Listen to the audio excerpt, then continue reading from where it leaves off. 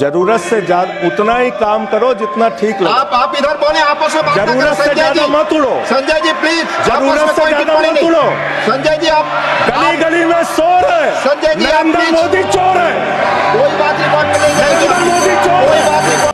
मान्यवर बाबा साहब डॉक्टर भीमराव अंबेडकर जी ने जब भारत का संविधान लिखा तो हिंदुस्तान के सभी वर्गों के बारे में सोचा, सबके अधिकारों के बारे में सोचा, भारत कैसे तरक्की के रास्ते पे जाएगा, कैसे आगे बढ़ेगा, इसको लेके भारत के संविधान को बनाया उन्होंने। और उसमें एक एक करके जो संविधान की मूल आत्मा है वो मैं आपके सामने पढ़ना चाहूंगा कि उनकी मंशा क्या थी, हमारे संविधान की मंशा क्या है।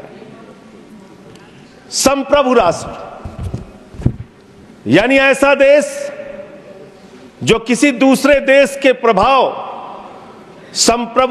प्रभुता से मुक्त है, अपने सभी निर्णय लेने के लिए पूर्णतः स्वतंत्र है और उस पर किसी बाहरी शक्ति का कोई प्रभाव नहीं होगा।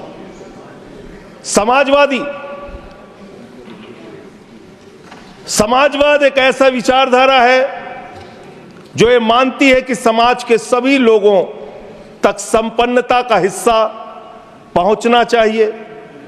धन संपत्ति भी समाज से ही उपजती है, तो उसका बंटवारा भी शांतिपूर्ण और न्यायपूर्ण तरीकों से लोगों के बीच होना चाहिए।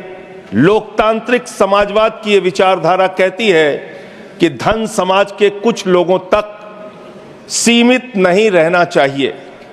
उत्पादन के साधनों पर लोगों का मिला जुला मालिकाना होना चाहिए। यह भारत का संविधान कहता है मान्यवर। और आज क्या स्थिति है, भारत की क्या स्थिति है मान्यवर, मोदी जी के राज में क्या स्थिति है। 5%, देश के 5% लोगों के पास देश की 60% संपत्ति है और देश के 50% लोगों के पास मात्र 3% संपत्ति है। और पिछले 2012 से लेकर अगर 21 तक का आप रिकॉर्ड इनका देखेंगे तो 40% संपत्ति 1% लोगों के पास गई है। यह है इनकी समाजवाद की विचारधारा, यह है इनकी बराबरी की सोच, यह किस तरीके से ये भारत के अंदर गैर बराबरी को जन्म दे रहे हैं। समाजवादी आंदोलन में नारा लगता था, समाजवादी आंदोलन में नारा लगता था, जब तक दुखी इंसान रहेगा धरती पर तूफान रहेगा। नारा लगता था, रोटी कपड़ा और मकान मांग रहा है हिंदुस्तान। नारा लगता था, धन और धरती बट के रहेगी, भूखी जनता चुप न रहेगी।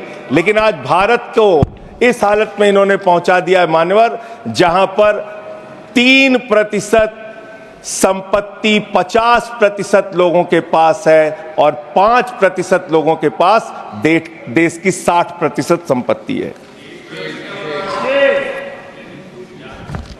इसके आगे हमारा संविधान कहता है सेकुलरिज्म की बात, धर्मनिरपेक्षता, जिसका खुलेआम आप विरोध कर रहे हैं।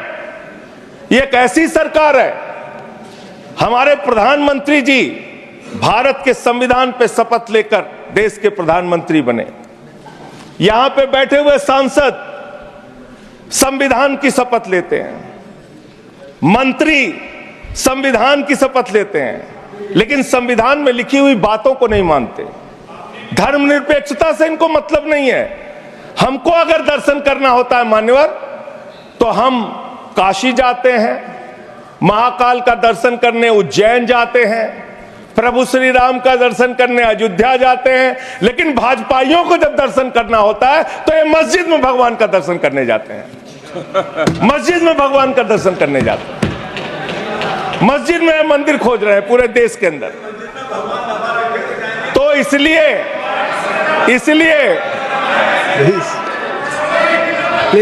प्लीज इसलिए मान्यवर इसलिए मैं इनसे कहना चाहता हूं, प्लीज कृपया शांत, घबराओ मत। प्लीज सीट पर बैठकर चीखना न बोलें, चिल्लाना प्लीज। शुरू कर देते हैं जैसे ही बोलता आप हूं, चीखना बोले, आप चिल्लाना इसे शुरू। बोले। मान्यवर, जी। ये भारत खोदो योजना चला रहे देश में, भारत खोदो योजना। अरे मैं कहता हूं, अगर इतना ही खोदना है, कल को कोई आके दावा करेगा संसद को खोद दो, कम से कम प्रधानमंत्री की डिग्री मिल जाएगी, उसका तो पता चल जाएगा कहां है। संसद खोद दो। ये भारत खोदो योजना बंद करो, इससे देश का विकास होने वाला नहीं है। आपने शिक्षा में क्या हालत की देश की? माननीय शिक्षा मंत्री जी यहां पे बैठे हुए हैं, मैं बताना चाहूंगा शिक्षा के स्तर को आपने कहां पहुंचा दिया। 11 लाख, अरे क्या क्या यहां बोला गया, मैंने खूब सुना है, आप ही लोगों से सीखा है। 11 लाख बच्चों को सरकारी स्कूल से दूर किया गया। 11 लाख बच्चों को। यह देश के अंदर शिक्षा की व्यवस्था है, और इसमें सबसे ज्यादा मान्यवर, अगर किसी राज्य की भागीदारी है जहां पे सबसे ज्यादा बच्चे सरकारी स्कूल से दूर हुए हैं, पिछले 8 महीने का आंकड़ा शिक्षा मंत्रालय ने लोकसभा में रखा, 11 लाख में से अकेले 7,84,000 बच्चे उत्तर प्रदेश में सरकारी स्कूलों से दूर गए। ये कर रहे हैं शिक्षा के नाम पे आप। देश की शिक्षा की व्यवस्था की हालत यह कर दी आपने। 63,000 बच्चे आसाम में सरकारी स्कूलों से दूर हुए। यह सरकार का आंकड़ा, मैं अपनी ओर से नहीं पढ़ रहा हूं।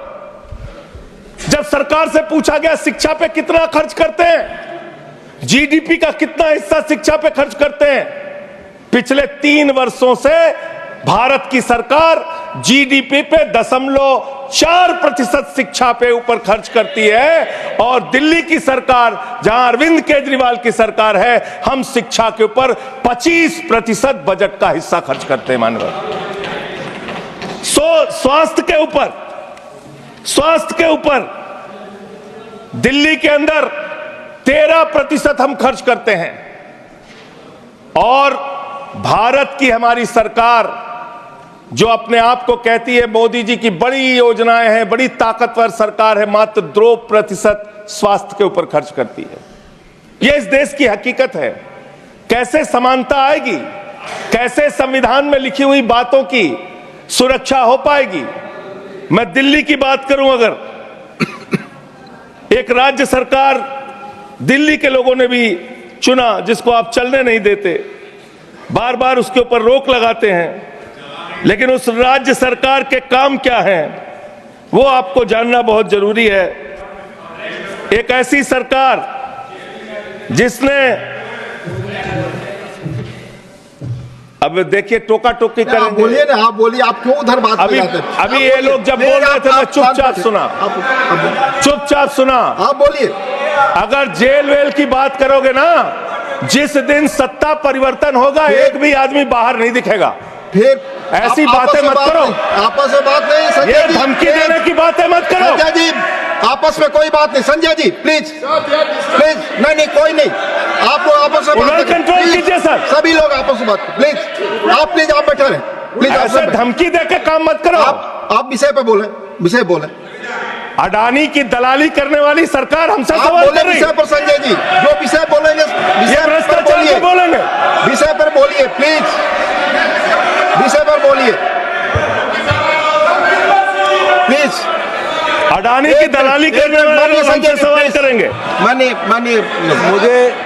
मुझे लगता है कि संजय जी अपना आपा खो गए हैं, और उन्होंने अपनी शब्दावली को ध्यान में रखना चाहिए, और ये जो उन्होंने शब्द वाक्य इस्तेमाल किया ये एक्सपंज होना चाहिए।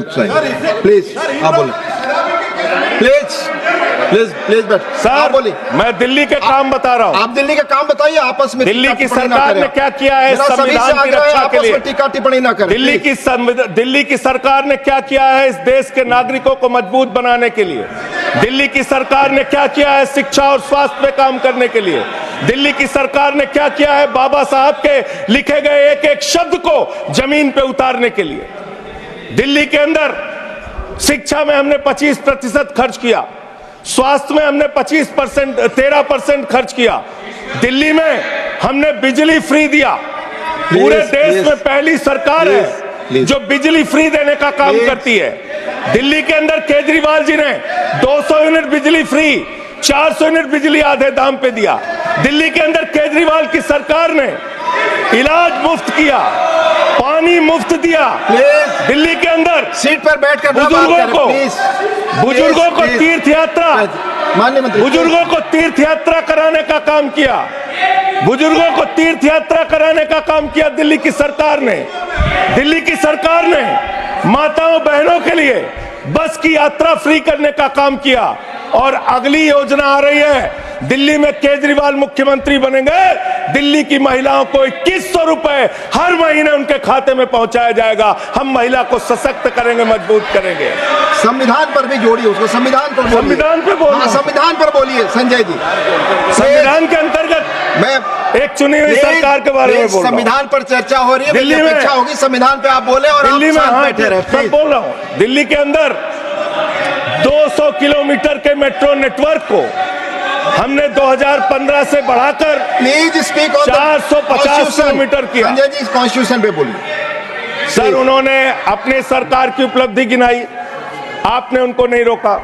प्लीज, अगर हम दिल्ली में एक चुनी हुई सरकार के काम को बता रहे हैं, हम सबसे आग्रह कर रहे हैं अपने विषय पर बोलिए। जिस राज्य से मैं चुना गया हूं, आपसे भी कर रहे हैं, उस राज्य में क्या काम हो रहा है, क्या ये देश, इनको दर्द क्यों हो रहा है? प्लीज विषय संविधान पर चर्चा, तकलीफ क्यों हो रही है? संविधान पे चर्चा हर सदस्य से, इनको तकलीफ क्यों हो रही है? हर सदस्य से हम अपेक्षा करते हैं संविधान पर बोले। तो दिल्ली में प्लीज जेल 3 घंटे ईडी सीबीआई दे दो, सबको भेज दूंगा। चलो दे दो ईडी सीबीआई। आप बोलते हैं, प्रवोक करते हैं, आप इसे पर बोलिए। ये सब चीजें नहीं जाएंगी, ये सब चीजें नहीं जाएंगी रिकॉर्ड पे। प्लीज, वो बोल रहे हैं जेल क्यों आपस में बात न करें, आप बोले संविधान पर। आप प्रोग्राम को आपस में बात न करें प्लीज। प्लीज, आप इस तरह टिप्पणी नहीं कर सकते माननीय सदस्यों पर, वो चीजें रिकॉर्ड में नहीं जाएंगी। इस तरह की टिप्पणी सदस्यों पर एक दूसरे पर करना, प्लीज आप विषय पर बोले। सर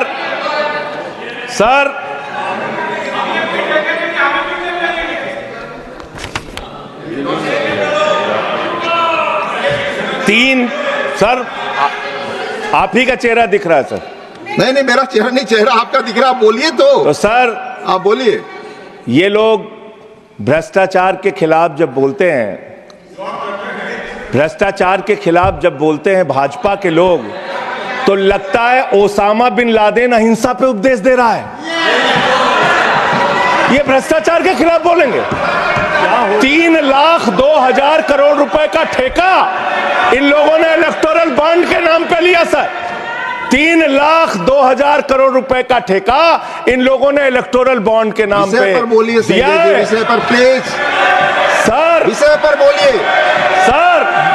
जो आप मालूम है कि विषय पर बोले, गाय काटने वाली कंपनी से चंदा लेने वाले लोग मेरे ऊपर सवाल उठा रहे हैं। आपस में बात नहीं, गाय काटने वाली कंपनी से चंदा लेने वाले लोग। प्लीज, ये मंत्री कहाँ चुन रहे हैं? आप विषय पर बोले संजय सर। देश के अंदर एक चुनी हुई सरकार है, संविधान के तहत वो सरकार चुनी हुई है। संघीय ढांचे का जिक्र उस संविधान के अंदर किया गया है, उसको आप क्यों नहीं मानते? दिल्ली की सरकार को क्यों नहीं चलने देते? हमारे सारे काम पे रोक क्यों लगाते हैं आप? आपने सबसे बेहतरीन देश की काम करने वाली सरकार, एक ऐसी सरकार, जब अमेरिका के राष्ट्रपति की पत्नी हिंदुस्तान आई तो मोदी जी ने पूरे देश का हवाला दिया। गुजरात का स्कूल देख लो, मध्य प्रदेश का देख लो, उत्तर प्रदेश का देख लो, हरियाणा का देख लो। उसने कहा हमें केजरीवाल का स्कूल देखना है, मनीष सिसोदिया ने जो स्कूल बनाया है वो स्कूल देखना है। ये काम हमने किया। आज दिल्ली के स्कूल मॉडल की चर्चा पूरी दुनिया में हो रही है, अस्पताल के मॉडल की चर्चा पूरी दुनिया में हो रही है। ये मंत्री है सरकार के। बच्चों शांत हो जाओ, बच्चों हल्ला मत करो, बच्चों शांत, बच्चों हल्ला मत करो, बच्चों शांत। मान्यवर, ये हमारा टाइम खाने की कोशिश कर रहे हैं। दिल्ली के अंदर चुनाव होने जा रहा है। चुनाव भारत के संविधान का एक बड़ा पर्व माना जाता है। संविधान ने हमें ताकत दी, अपने हिसाब से विधायक चुनिए, अपने हिसाब से सांसद चुनिए, वही मंत्री बनता है, मुख्यमंत्री बनता है, प्रधानमंत्री बनता है। दिल्ली में चुनाव क्या हो रहा है? दिल्ली में कैसे चुनाव कर रहे हैं लोग? ये महाराष्ट्र और हरियाणा का प्रयोग, चुनाव घोटाले का प्रयोग दिल्ली में करना चाहते हैं। और वो कैसे करना चाहते हैं? कैसे करना चाहते हैं? ध्यान से सुनिएगा सर प्लीज। दिल्ली के अंदर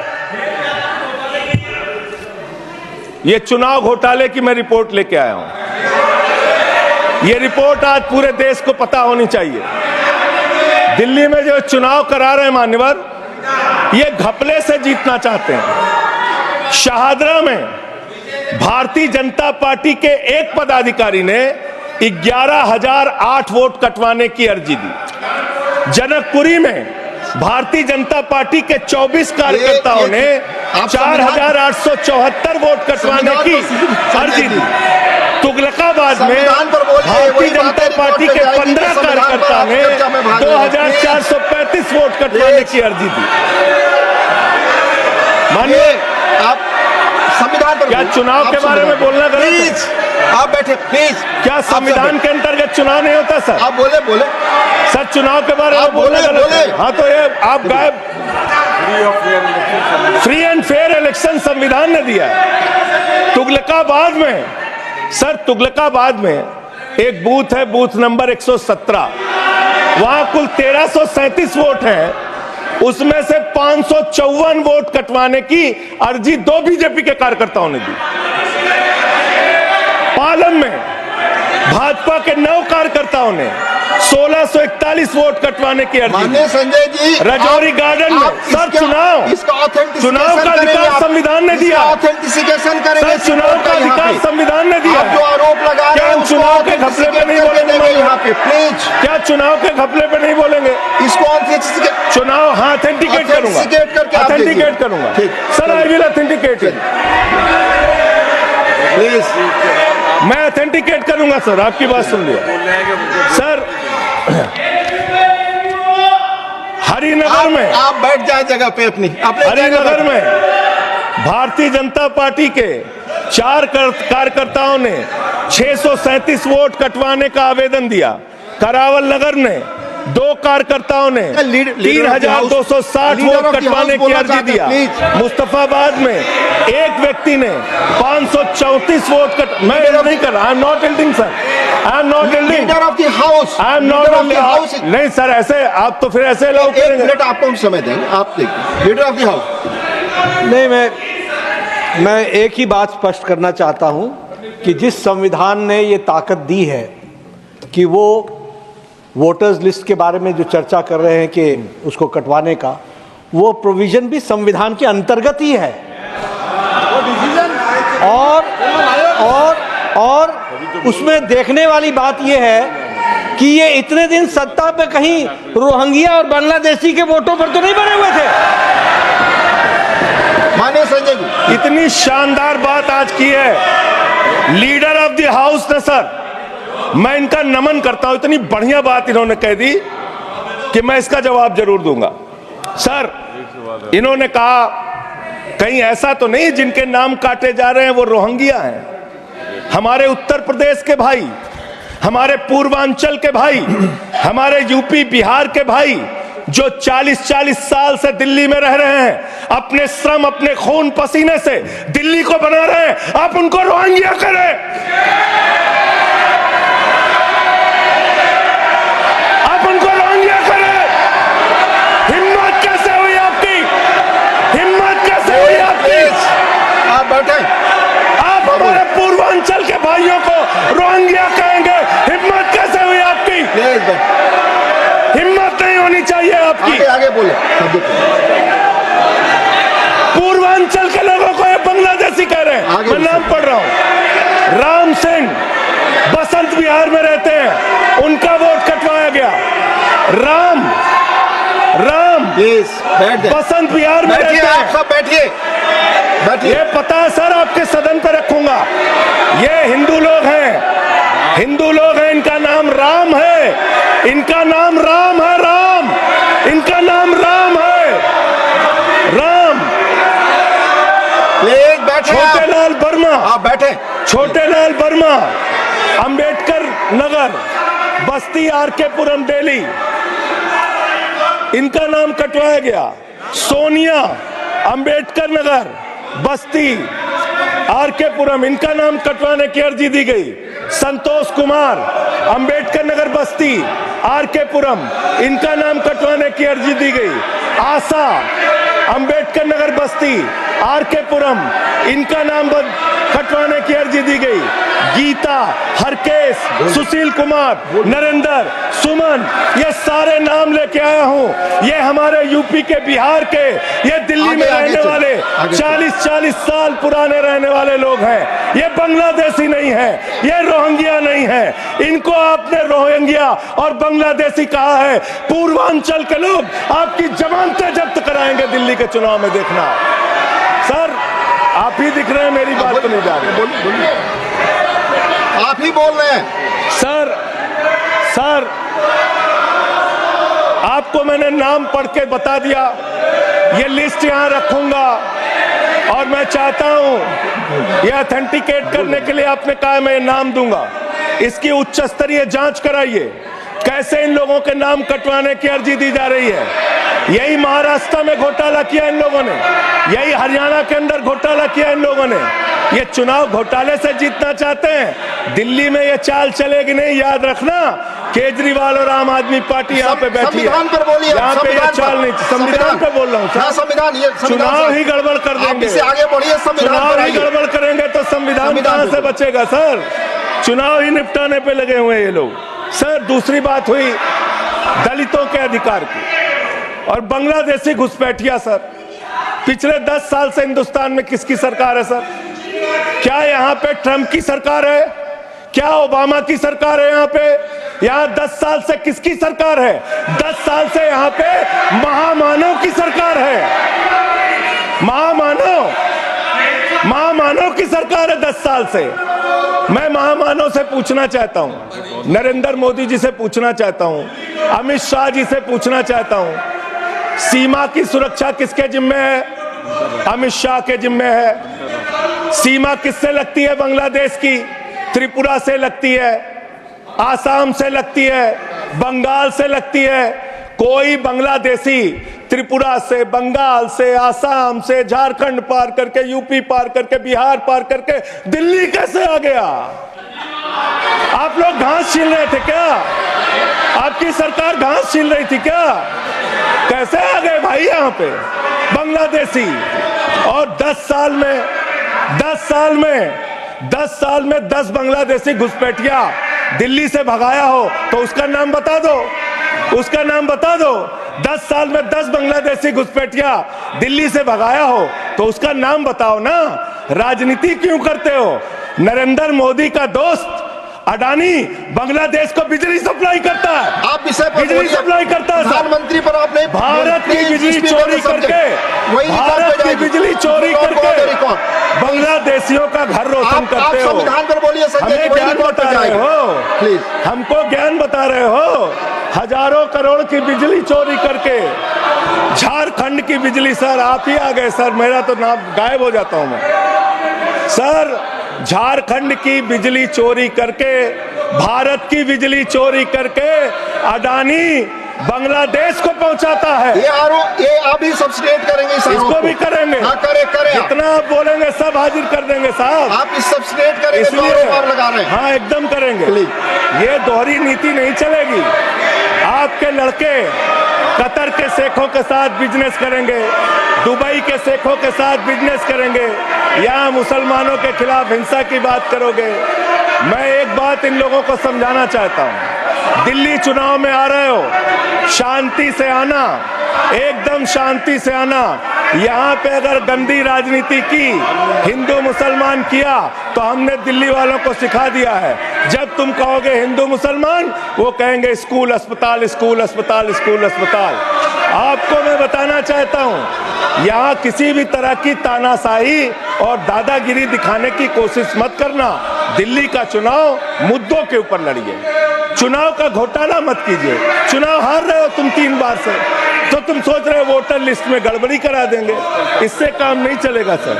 हम काम की बात करते हैं, दलितों के अधिकार की बात यहाँ पे हुई, दलितों के अधिकार की बात।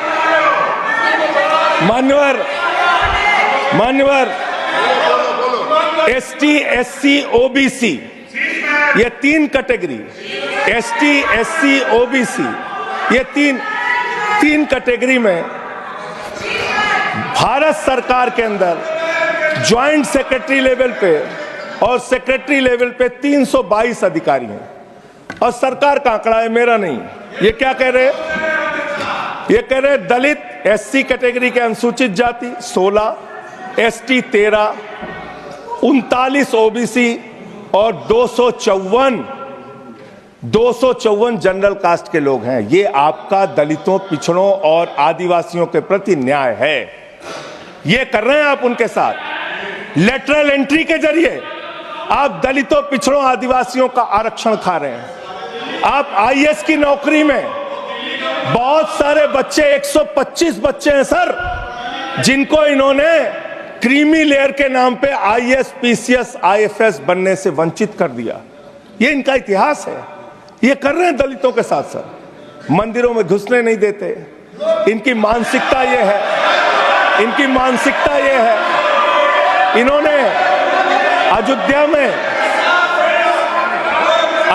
में मंदिर का शिलान्यास किया। उस समय हमारे प्रधानमंत्री गए, मुख्यमंत्री उत्तर प्रदेश के गए, राज्यपाल भी गई। उस समय के राष्ट्रपति रामनाथ कोविंद जी को नहीं बुलाया इन्होंने।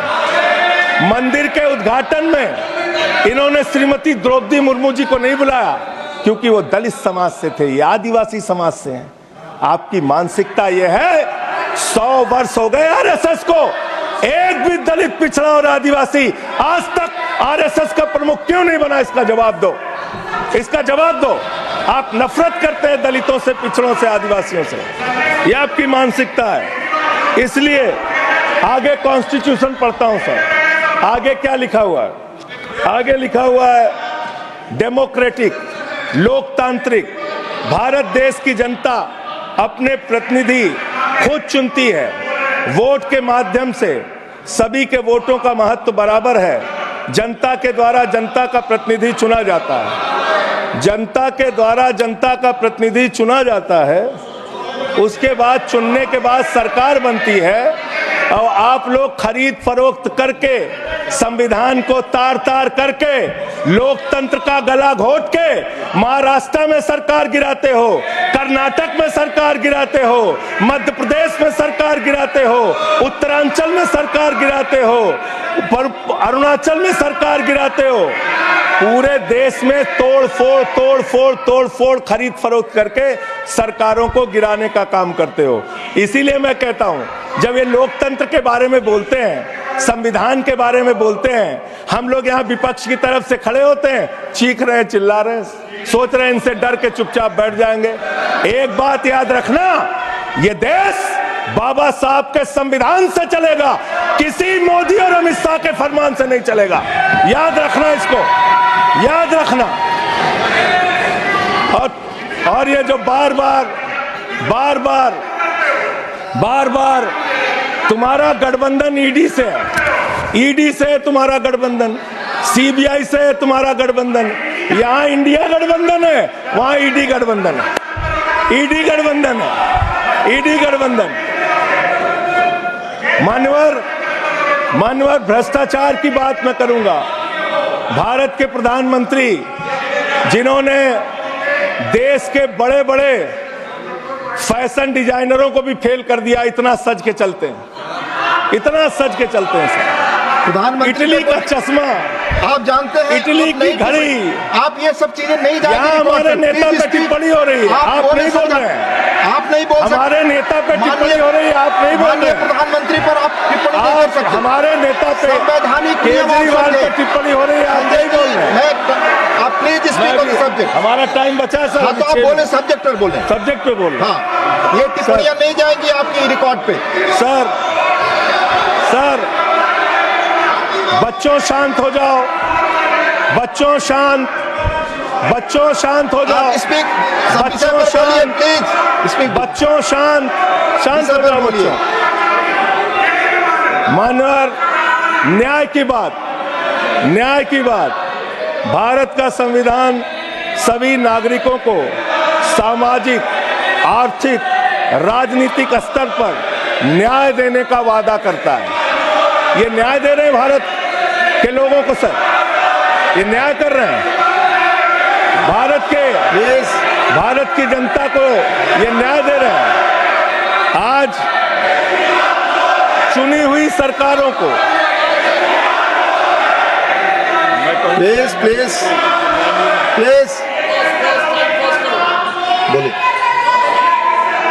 बोलिए अपने विषय पे बोलिए। सर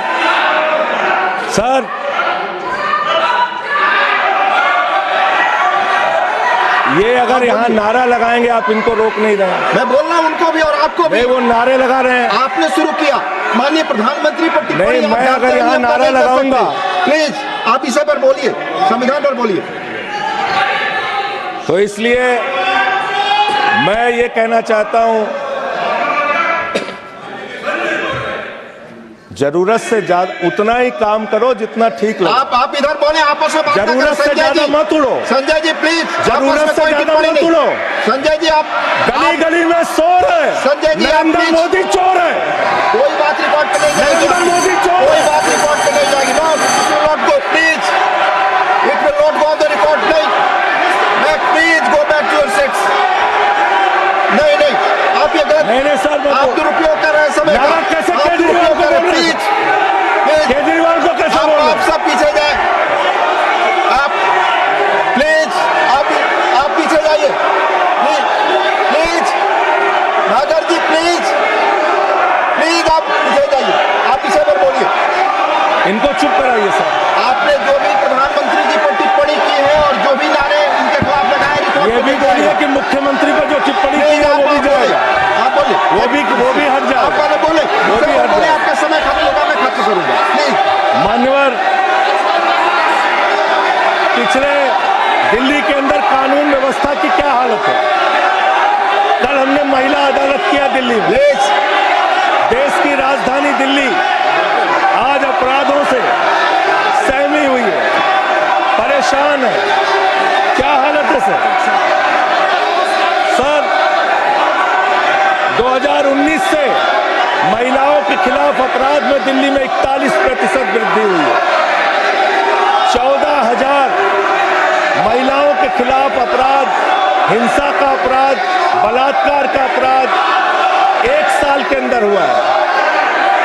हर दिन दिल्ली के अंदर 3 से 4 रेप की घटनाएं हो रही हैं और 2019 से 3500 रेप की घटनाएं हुई और प्रतिदिन दिल्ली में 5 से 6 महिलाओं को असॉल्ट किया जाता है।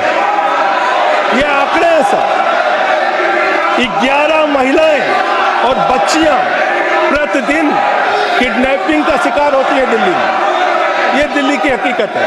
देश की राजधानी में 33% रेप की घटनाओं में और 41% किडनैपिंग की घटनाओं में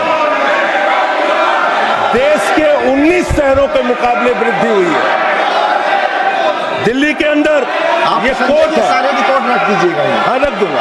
ये कोर्ट दिल्ली के कोर्ट में सर, आपको जान के हैरानी होगी, देश की राजधानी है दिल्ली। दिल्ली के कोर्ट में हत्या की घटना हुई। जज के सामने हत्या सर, जज के सामने हत्या की घटना हुई। आप बताइए। प्लीज ये नारे न लगाए, रिकॉर्ड पे नहीं जाएगा आपके नारे। प्लीज कृपया नारे न लगाएं आप please.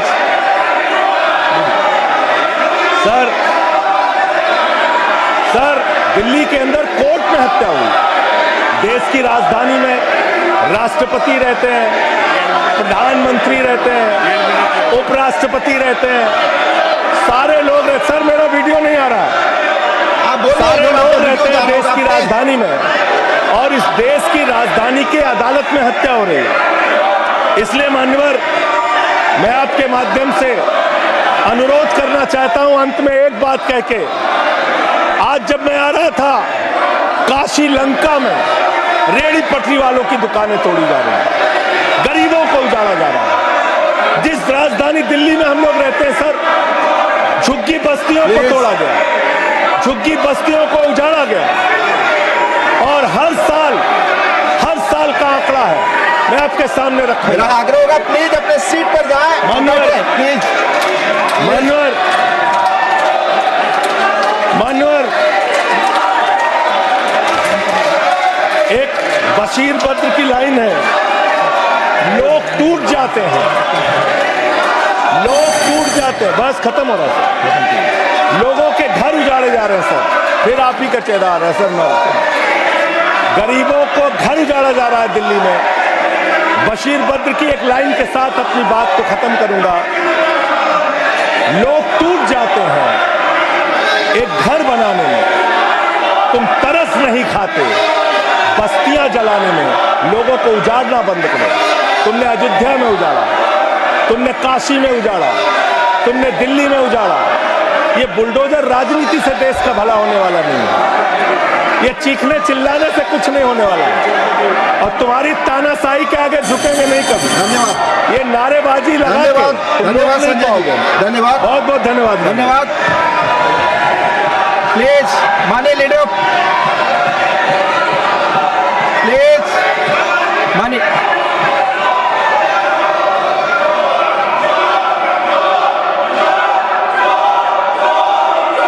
Leader of house, please no, please. आप एक दूसरे पर टिक्का टिप्पणी और इस तरह के नारे न लगाएं, प्लीज प्लीज प्लीज। नो, आपस में बातें प्लीज। माननीय एलओपी, आप कुछ बोलने वाले थे।